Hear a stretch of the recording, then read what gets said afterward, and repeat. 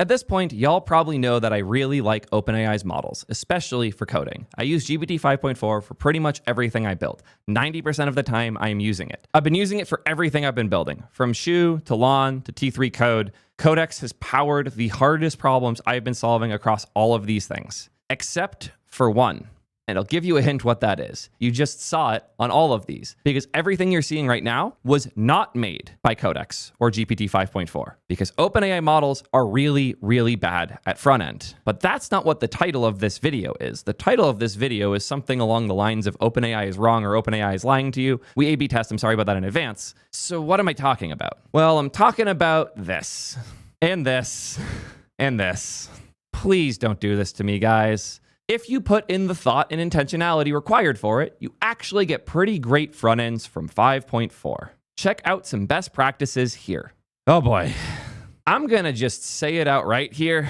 This is a lie. You cannot get good front end out of GPT 5.4. I want to go through this embarrassment of an article, this absurd take that OpenAI is seemingly positioning themselves as saying that there's a skill issue resulting in us not making good front ends with GPT models. It is gaslighting, it is stupid, it is obnoxious. Two quick things though, before we go further. The first one is that this is definitely not the author's fault. If any of you guys give Sherwin any crap for this article, I'm going to be very, very mad at you. The second quick thing is actually awesome. It's today's sponsor. AI is pretty smart, but it gets a lot smarter when you give it a browser, is the thing I normally say, but y'all already know that. But you'll start running into problems when you give your agent access to the browser, and the biggest one by far is auth. Today's sponsor is Kernel, and I think they solved this. They have a new managed auth platform that allows you to programmatically sign in to real websites. It couldn't be simpler to do. First, you create an auth connection. It's literally 4 lines of code. When that happens, a URL is spit out that a user can go to and sign in with their credentials for any website. Once they've been signed in, that is now a profile that is persisted on their managed auth platform. So going forward, as long as you use the correct identifier for that profile, you can sign in any browser session, and it will handle the actual sign-in flow for you for every website going forward.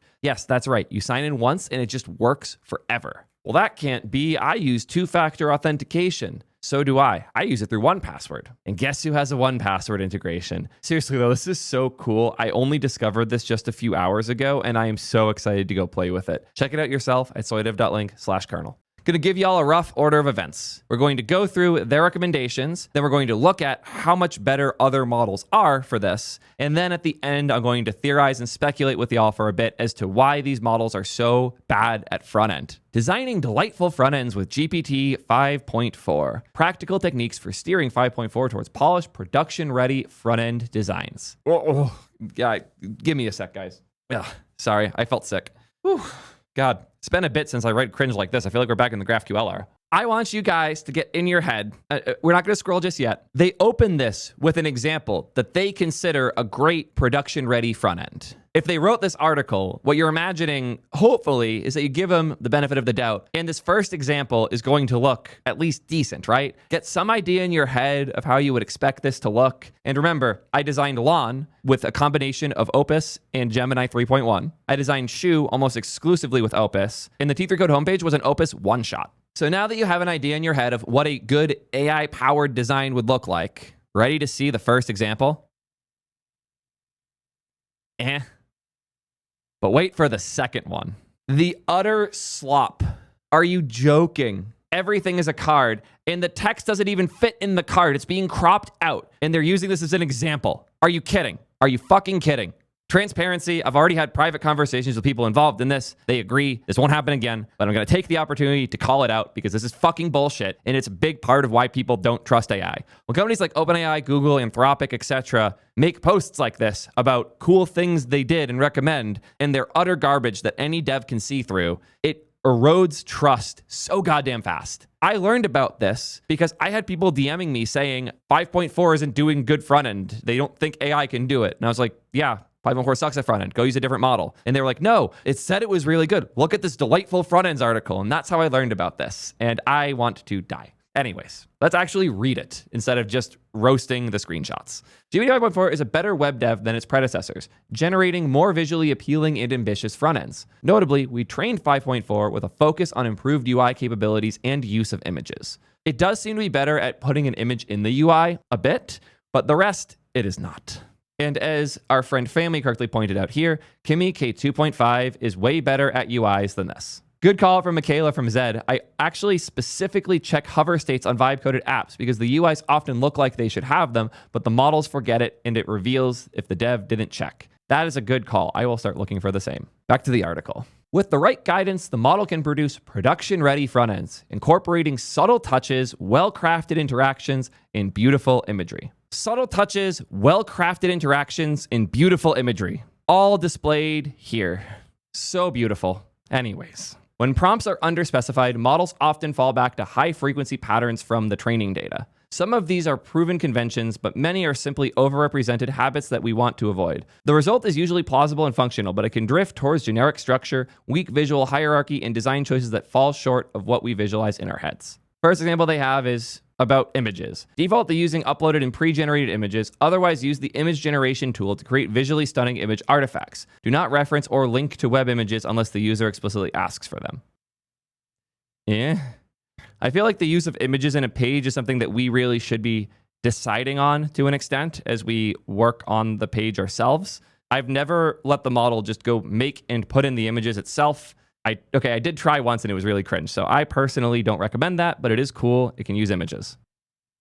They wrote this long ass prompt to try and keep the model from doing things it shouldn't.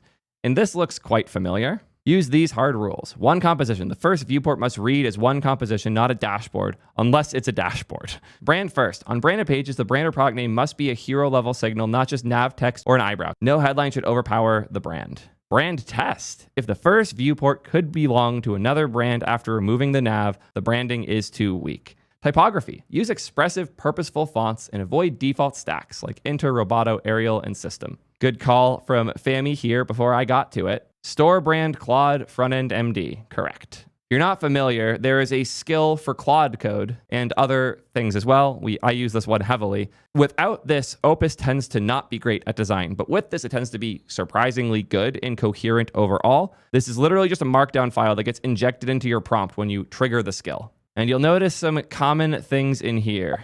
The word brand doesn't come up at all, which is cool, but typography does. Choose fonts that are beautiful, unique, and interesting. Avoid generic fonts like Arial and Inter. Opt instead for distinctive choices that elevate the front end's aesthetics. Unexpected, characterful font choices. Pair a distinctive display font with a refined body font. This is one of my favorite parts of the Anthropic one. Never use generic AI-generated aesthetics like overused font families, Inter, Roboto, Arial, System fonts. Cliché color schemes like purple gradients on white backgrounds. Predictable layouts and component patterns, and cookie-cutter design that lacks the context-specific character. You know they were tired of the cringy purple stuff happening. Here's another funny one. Reduce clutter. Avoid pill clusters, stat strips, icon rows, box promos, schedule snippets, and multiple competing text blocks. This is all of my signatures for knowing when it's an OpenAI model that generated the UI. The 15 pills that don't do anything is so common. And then the weird stat bars that are unnecessary, it's, yeah. Exception. If working within an existing website or design system, preserve the established patterns, structure, and visual language. They then give some decent feedback on how to actually use these tools to design better. Thankfully, this advice applies for models that are better at front end. The first point is start with design principles. So you should be defining constraints like a 1 H1 headline for the main title, no more than 6 sections, 2 typefaces maximum, 1 accent color, and 1 primary call to action above the fold. That all seems reasonable. Provide visual references. Reference, screenshot, or mood boards can help the model infer layout rhythm, typography scale, spacing systems, and imagery treatment. Below is an example of how we're generating its own mood board for the user to review.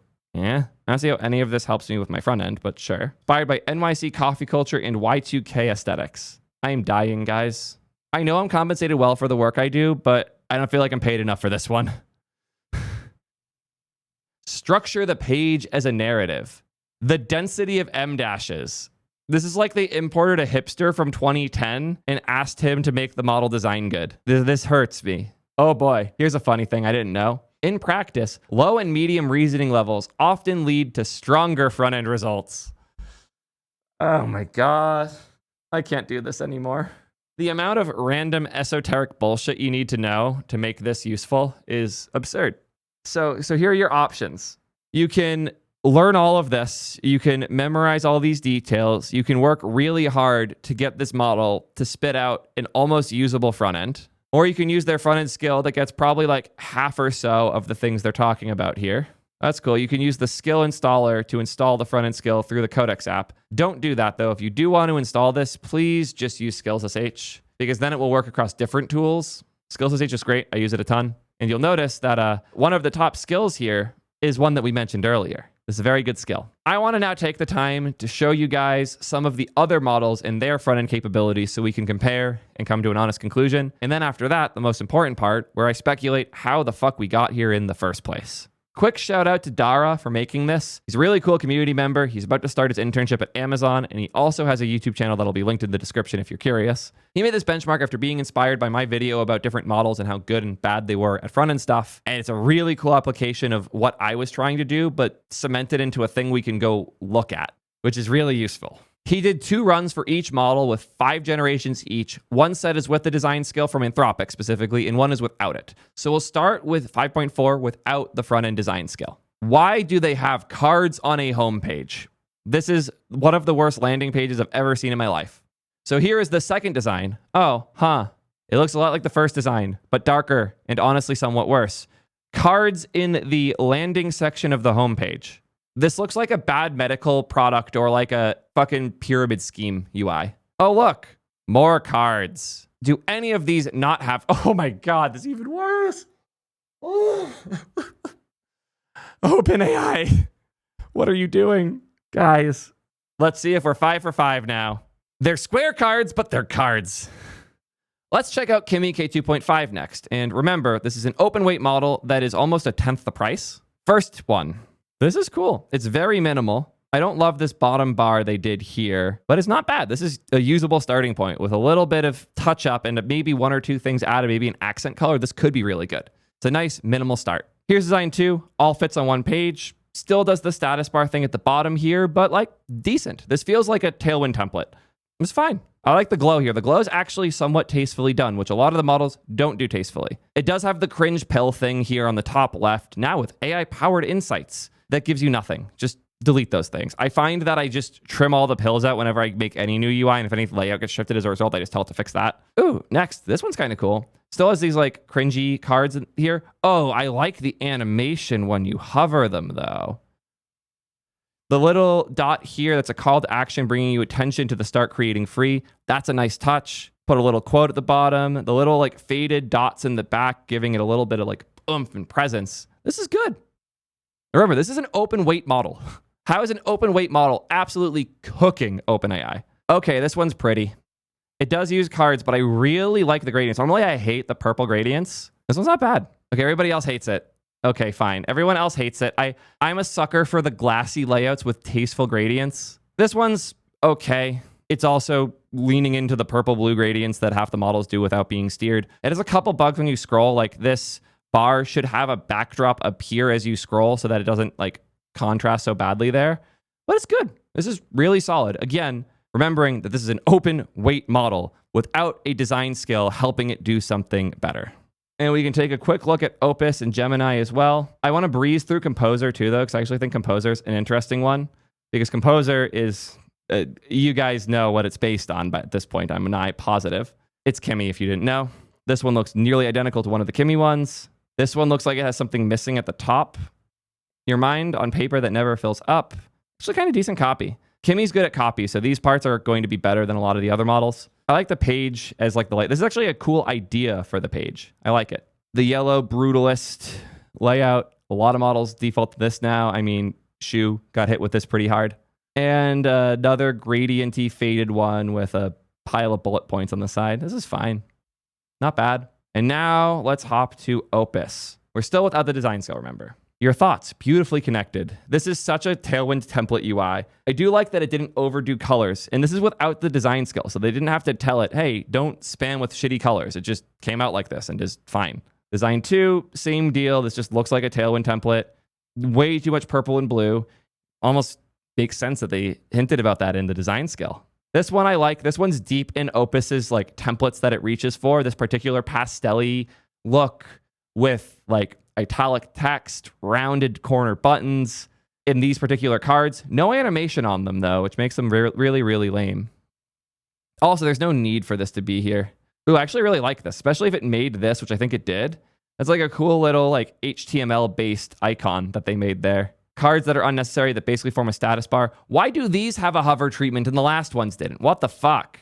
None of this needs hover treatments that are this aggressive. And more cringe purple. I liked the Kimmy version of this layout much better than I like this one, especially with Opus's cringe little pill that doesn't belong here at all. This here is the key that you know the thing you're looking at was some vibe-coded slop. And now Gemini time. A nice minimal start here. Then a kind of brutalist terminally layout. Don't love it, but I don't hate it. Here, this is one of the UIs that Gemini reaches for constantly. This particular like playful look that has the really bright pastel adjacent colors and the really rounded edges, the tilted items. That's cute. Nice little touch. This looks really cool until it comes out for the 5th time as you're trying to refactor a design. My concern here is that this particular template is very distinct, and you know as soon as it gets reached to by Gemini. So is it nice and cute? Yeah, absolutely. Is it one that gets way overused as a result of that? Yeah, absolutely. This one also feels very Tailwind template-y, and this one feels like a ripoff of Linear's homepage from back in the day. Remember back when everybody would copy Linear? The good old days? Okay, you know what this actually looks like? Yeah, I'll take the L. So all of that compared to the absolute garbage that we were getting out of GPT with the same exact layout on almost all of them, the biggest thing I want you guys to notice is how much better of a variety we got from the other models. All of the defaults we got from 5.4 look identical. Exact same layout, different color, same like pills and callouts everywhere, and none of them are even decent starting points. What happens when you give them the design skill? I want to be clear, we are not giving it the design skill that was provided by OpenAI. We're giving it the Opus one, the one that was built by Anthropic. That said, I have played with their design skill, and it is, if anything, slightly worse than Anthropic's, even when using GPT models. So we'll go through the 5.4 examples that are using the design skill from OpenAI, and then we'll look at some others. This is already significantly better. As you can tell, 5.4 needs to be steered, or it will not get close to usable. That said, these cards floating is kind of cringe and the layout's awful. Like Command minus, does it get any better? It does not. It's just like that. Cool. Next, we got the editorial style. Still so many cringe cards. No matter what you do, you just get cards fucking everywhere. Again, look at that. Look at how these are just the same thing, but with different color. OpenAI.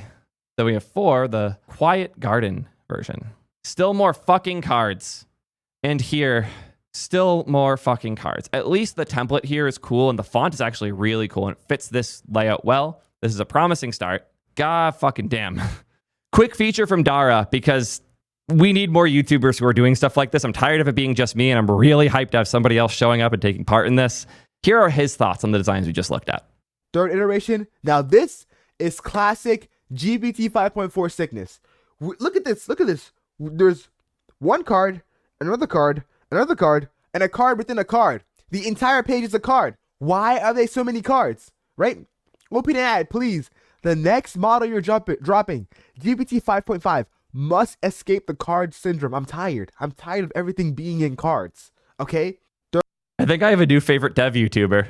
That was great. I think that we have our conclusion for our passes on 5.4. The card sickness is real. That said, I do want to take a look at what OpenAI cooked to see if we can find any more of the card plague. Here's the first one that they posted. It seems like they got the cards to disappear in that one. Let's see how number 2 is. These 2 pages are identical. Why did they put these next to each other? These are like the exact same thing, but with different pictures. I also, hot take, think this picture sucks because it leaves way too much empty space where you don't want it, and it leaves no empty space where you do want it. Having the plant this low and the empty up top makes this contrast garbage. It just looks bad. Okay, no traditional cards, but they rounded the corners of the image like it's a card, and then they did their little status bar with the 1, 2, 3, and then this particular layout with the subtext on top that is adding nothing. Our approach. What? Why is that even there? And like, how is this the second example? What the fuck is this? What? They even included no eyebrow titles in their prompt, and they still do it on all of these. God. I bet this one looks better on the actual site, but multiple layers of video compression later, it is garbage. Okay, that was cool.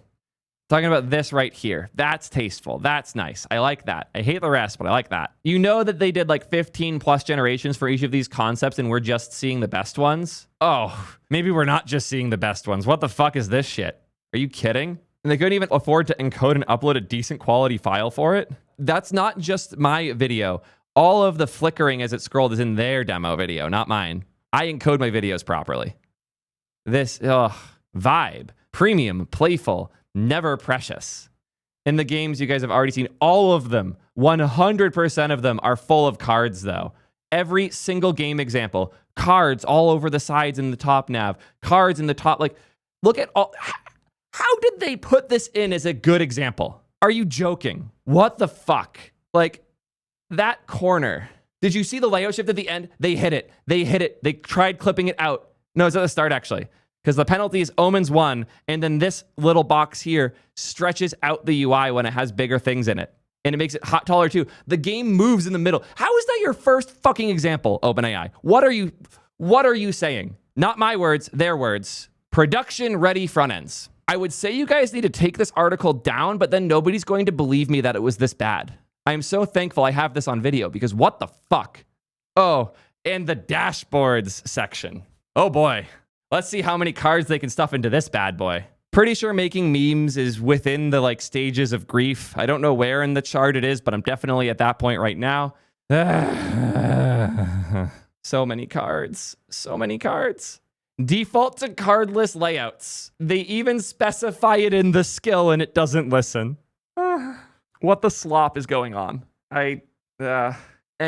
Like, I know it seems like I'm overreacting here, but you guys need to understand this is one of the first things people try a new model for. They try out 5.4, they ask it to build something, and then they look at the thing and they're like, this is hideous. And they don't appreciate the fact that the parts underneath the UI are actually decent. Like, it can solve harder problems as long as the problems don't involve CSS. And it is so bad at this. And it's crazy because GPT-5 was a huge leap in quality of UI. It was so much better than anything before, and I swear it has just flatlined since, maybe even gotten slightly worse. It might just be that our expectations have gone up. It's almost certainly that, but goddamn, it is so bad. Oh god, this skill is so long. Oh, there's even more. No cards by default, no hero cards by default, no box or center column hero with brief calls for full bleed. It just didn't follow these. The word card appears 13 times in their skill, and it still does it. It still does it. I'm crashing out at this point. I just noticed the arrow here, when you open and close it, doesn't move. It's supposed to point down and then to the side. Even the actual OpenAI site is vibe coded with GPT-5. Oh my God. I'm going to go insane. Okay, so reminder, this is the creme de la creme of OpenAI GPT design. It is card slop constantly. So let's see how a design skill can benefit some models that are actually decent at UI. And I also want to take some time to speculate as to how this happened and help you guys make good front ends using UI. Let's start with a really, really expensive one, Kimmy. Immediately, one of the best we've seen so far. Nice, minimal cards that have little animations that aren't cringe and like in the way. Still cards, still annoying, but not that bad. Here's a nice, really brutalist one that actually like uses the page layout well. I like the background and the noise gradient a lot. A lot of things get those noise things wrong. Seems like this model does well. It really fucked up this like gradient box thing in the corner though. I don't know what's going on there. Then we have the cringe retro one all the models love to do. Then we have the editorial style. A lot of these are going to be the same across models because at the start they have the tone section in the Anthropic skill that is brutally minimal, maximalist chaos, retro-futuristic, organic neutral, luxury refined, playful toy-like, editorial magazine, brutalist raw, art deco, geometric, soft pastel, industrial utilitarian, etc. The retro-futuristic part, you know what? I'm going to do a thing. I'm going to do a very uncharacteristic Theo thing here. I'm going to file a PR. I am going to delete this right here, because it is a net negative to the world. I would take a moment to admire the absolute hell that is GitHub Copilot's generated commit message and description here. The commit message, not great. This is just wrong. I did not remove the maximalist chaos. I removed a different one. I left maximalist chaos. I deleted retrofuturistic, but it seems like their diff checker is broken. Let's see if it gets the... Nope, it generated the same wrong commit message again. Great. This is going to be one of the greatest gifts I've given to Anthropic in my life. If they actually merge this, this is going to make people very happy. So now that I've handled the one cringe recommendation that happens to sneak into a lot of these things, because God, this is awful. Let's look at the other designs from Kimmy. We got the Art of Remembering. This is the editorial style. It did a really cringe like graphic on the side here. Trying to HTMLify a random diagram or image just did not do a good job there. And then we have this very big, fun, maximalist style. You could use some of these as a real base. Let's look at something competent like Opus. This is the terminal style. I almost want to delete this one too. It's pretty gross. Yeah, it is what it is. Happy Dara agrees. The terminal ones are all awful. Oh, this one's cute. Quiet place where ideas remember themselves. And we got a retro futuristic. Oh. Then we got another one of these chill ones. This is pretty cool. I like the little animation there. I don't like the end state for the plants, but I like that it tried something here. I like the timing on it a lot, actually. That type of stuff's hard to get right and did that very tastefully. Things fading in is cool until these all like popped in after. You see that? That's a bad CSS bug. And the final one from Opus, this is pretty cool. They always do the same like stacked animation for the text though, and that gets a little annoying. Oh, I did the same flicker thing there too. Ugh. Come on, guys. Not bad. All of those are workable some amount, but it's honestly disappointing for Opus for me. I've seen much better. And now for the killer, Gemini. He's doing some bad stuff here where like these overlap. I don't know if that's like an actual font that does that because I hate that. I don't like that part of the font. The rest looks cool. So one of the funny things I've noticed with Gemini is the way it follows instructions is by following the fuck out of them and doing things really lame. Like this is the brutalist example. So obviously it talks about how it's a brutal, uncompromising second brain. Like the design style term leaks into the copy. Ugh. Tell me it's not the most Google thing you've ever seen. This one's stunning. This is nice and elegant. I'm starting to think that card flicker might be something from the harness that's holding all of this. Then there's a cringe terminal one, because there's always a cringe terminal one. It takes way too long for the content to come up, but it looks okay. It's using the same font, but somehow the A is fixed, but the L isn't. The fuck? No idea what's going on with this font. Your brain, but fun. The fact that it fucks with the copy so much is absurd. And then the editorial style. It's fine. But yeah, like these are usable. These are starting points you can make real things with. This is why I've used Gemini 3.1 Pro as the starting point for many of my designs. You can see some of its signatures, like this section here, the big font at the top there, the cards that aren't really cards. They're like brutalist slanted pieces in the top over the fold stuff. Like it can be forced to do some cool stuff. And now we get to the important part, the speculation, which should also hopefully help you guys make better designs using these tools. Back in the day, the way that many developers did design, not designers who develop, to be clear, developers doing design. The way so many developers have historically done design is to get templates. One example of a cool place to get templates is the Tailwind Plus library. We can look through a handful of these. The way that this works is they give you templates that are included as part of their paid subscription or one-time purchase. I don't remember which it is now. It was a one-time for life before. You go to one of these, you decide that you like it. You can screw with the color palette as well if you want to play with that because it's Tailwind. It's not too hard to do. And when you like it, you can copy paste the code into your code base and adjust it as you need. This has historically been one of the main ways that design work has been done. This kind of broke down because of ShadCN, which is a good thing, to be clear. I am sad for Tailwind as a business because selling those templates is a huge part of their income. But something like ShadCN is really cool because it gives you these reusable components as part of a design system that lives in your code base so you can adjust it and modify it yourself. If you want a sidebar, here is a very powerful customizable sidebar made by the ShadCN team so that you can integrate this into your application. Really cool, really useful. So what does that have to do with GPT? Well, as you guys probably know, the models are trained on data largely built by humans. The code that these models are trained on is code that existed before, and a lot of the diffs they're trained on, which is an important detail, are doing things similar to what we have done historically. Effectively what's happening is they take a bunch of pull requests, they take the repo state before and after, they tell a smart model to generate a fake chat history as though they were prompting to do this instead. They throw that at reinforcement learning with verifiable rewards, and eventually a smarter model comes out. This is a gross oversimplification, a grotesque, terrible oversimplification. as I'm about to reveal with the next thing they had to do.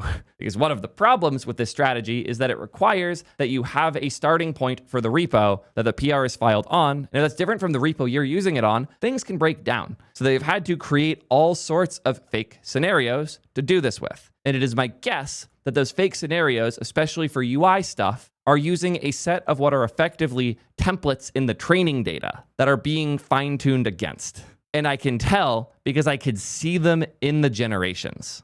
The way I would frame this, having used all of these models for front end far more than any human should have to, I would say that GPT 5.3 codex, I'm saying 5.3 because I did a lot more front end with that one than I did with 5.4. I've just given up at this point. I would guesstimate that for like home pages and layouts, the vibe I get is that there's around 4 templates. And to be clear, I'm not saying literal templates like they're all using the same code. I'm saying design styles and systems that were used in training to give it good looking-ish designs. And then the RL just kind of made it fall into that pattern even more. The problem with reinforcement learning with verifiable rewards is that it relies on verifiable rewards. And you can't trivially verify what UI is good, so they have to have a reference for what good is. And it's my guess that the GPT series has a very small number of examples for good, and one of those examples, or more of them, have way too many fucking cards in them, hence the chaos that we see. And then I would say Opus,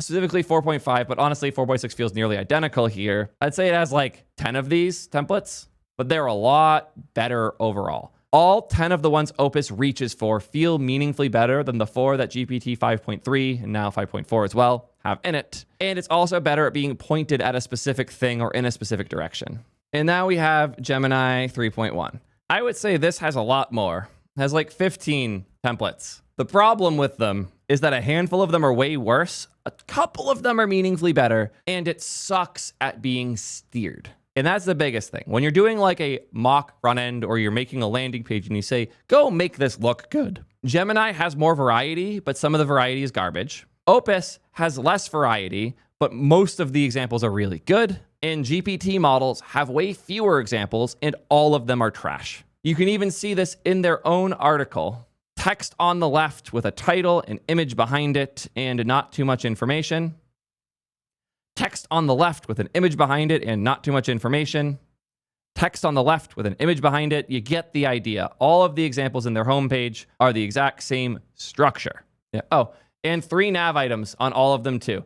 That top nav is so common across these designs. It's hilarious. But all of the models have the thing that they do far too often. 5.3 has a lot of those things, and 5.4 does as well. They're nearly identical for this, other than like there's one additional template added for that image layout. Opus has its own quirks. In particular, it loves those little pills at the top with like a status. It sneaks those into like everything it designs. I have to do a whole pass every time I let Opus touch anything to remove all the pills from stuff. It's annoying. It also reaches for some kind of cringy fonts here and there, and you have to remind it like, no, don't use that font. That's bad. It's also really, really bad at layouts with images involved, I've noticed. It's pretty consistently putting images with bad dimensions in places, cropping them wrong, doing cutoffs and stuff like that. You can usually massage it after. I'll often dive into the code and do that myself. But yeah, Opus overall is still my go-to for most design work. And if I'm feeling masochistic and I'm willing to feel a lot of pain to make something slightly nicer looking, Gemini 3.1 with a lot of back and forth and a lot of re-rolls. That's the biggest thing with 3.1 is I feel like I have to try 5+ times sometimes to get a decent UI out of it. But once you do, you can get something really good and then fix it up with other models. I'll occasionally use GPT for very specific like buggy UI stuff because for better or worse, I have noticed GPT models don't make as buggy of UI as other models, but they don't make very good UI either. So I'll use them to clean up the mess that gets left behind by these other models pretty often. So how did we end up here? What is the difference between the GPT models and these where they just have so few templates? Well, I think these pull requests that are being used for generating chat histories are purchased from companies. There's a handful of these data resellers, as well as companies that will reach out to businesses to buy their source code and their GitHub histories, not because they want to use that to clone them or whatever. They use it to create these fake histories and training data that they can hand over to the labs to make their models better. There's a whole industry of these types of companies. I've even managed to invest in a few of them, and they're doing quite well because getting enough data to train the labs well is not trivial. You might have also noticed that a lot of the designs between Opus and Gemini looked very similar, almost like they were sharing some templates. Perhaps there was a data set that was purchased by OpenAI for GPT-5 that made the model go from bad at front end to reasonable at front end. And then that data set got more and more advanced, but OpenAI didn't update their training data with the new, better version of said data, and the other labs did. Ready for the spiciest version of this? The reason the GPT models are bad at UI right now is the same reason they're bad at modern Svelte or modern Tailwind or using Convex. They're not as good at new things because the majority of their data is still old. Even though the training cutoff was bumped for, I believe it was 5.2, might have been 5.3. They did bump to a reasonable cutoff. August 31st, 2025 is allegedly the cutoff here. That said, I don't think they updated all of the data that they were buying, or there's a different data set that Google and Anthropic got that OpenAI didn't. I don't know what it is, but it is pretty clear some data that is meaningfully useful for UI is being shared between the bottom two labs and has not made it into the training data for the top one. All of that said, it definitely seems like they're paying attention here. Why else would they make this terrible slop article? The only reason this article exists is because they're thinking internally about front end. My guess is that there's some mandate internally that is, we need to fix GPT 5.4's front-end design problem. And while it's probably not an all-hands-on-deck type thing, it's definitely a thing a lot of people are responsible for. You have the researchers having to try and figure it out to make the model smarter. You have the codex people trying to integrate better tools and skills to make it easier to get good designs out. It is my guess that the authors here are probably DevRel types that are also trying to help where they can. And the guess that I have is that internally, this seemed like a good way to accept and work on the front-end problem mandate, assuming there is something like that internally. So if the DevRels were told to work on this, DevRels can't make the model better. DevRels can't magically make the model better at this in particular. So this is the angle that they chose to take. In that case, I understand, but there needs to be a system in place with somebody who uses models that aren't OpenAI models to look at something like this before it goes live and say, hey, are y'all sure about this one? Do you really think we need to post this? Because goddamn, this is so cringe. I cannot believe this article went live. I would implore OpenAI explore different ways of doing review and press planning to prevent something like this. And I would also highly recommend they don't go as far as pushing it on Twitter the way they have. In particular, getting the CTO to tweet about it as though it's a good thing. And if you look at the replies on Twitter, you'll see I am far from the only one who feels this way. And it's all the same thing too. I prefer Codex for most things, but Claude wins handedly for UI and UX work. Or you can just use Claude code. Even with just 2 to 3 lines of basic description, Claude can design amazing UI. Sorry, I love Codex and GPT, but it lacks ability designing even a basic page. But you don't have to do all of this circus when using Claude Opus. It's just good at design. It's a different thing to steer Codex to a different design that you want. Also worth noting that it's still not going to do a very good job. I think I'm done crashing out over this. Sorry I baited you guys into watching me rant about front end for an hour, but this is something that's important to me. There's a reason I have an HTML shirt on for this. I care a lot about good user experiences, and OpenAI cares that you think they're good at user experiences, and that's what I'm here for. As you guys know, I will be as honest as I can be about everything I talk about, even companies I like, even sponsors that I have. I have nothing to hide, but I do have a lot to lose. If I'm ever dishonest, please call me out for it, because I go out of my way to share how I really feel, and this is the exact same way I put these things when talking to people at OpenAI about it. I hate this. It is insane that this company thinks that their UI is good enough to do an article like this, and now I'm stuck having to just shit all over them for it. This is bad. This is cringe. If other labs did this, I might have ignored it because the other labs are kind of cringe already, but if they did it egregiously enough, I would probably jump on it. Like if Anthropic was to do an article about how you can make the model run longer by writing a shitload of tests and putting a bunch of things in to make sure it doesn't lose track of what it's doing, I would make fun of them too, because you don't have to do that with Codex models. I'm done with this. I hope this was a helpful video. I hope you can make better UIs now. Let me know what you think. Until next time, peace, nerds.